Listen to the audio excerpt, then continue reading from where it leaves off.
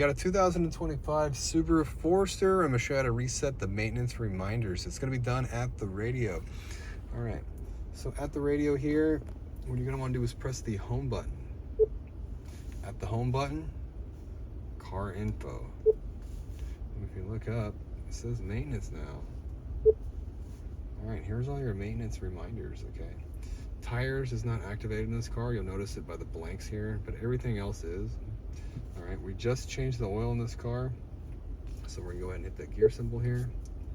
All right, and we're basically just gonna reset this to 6,000 miles, and if you just hit the default, it'll do that, okay? Now, if you notice that the date went away, we can go in here manually and enter a date in if we wanted to, but we're not going to, okay? So we will do it with the filter also. You can manually come in here and put the miles in if you want, but we are just going to go default because it's quick.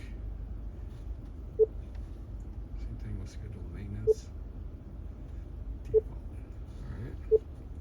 That easy. Hope the video was helpful, and if it was, appreciate if you hit that like button for me or leave me a comment if you could.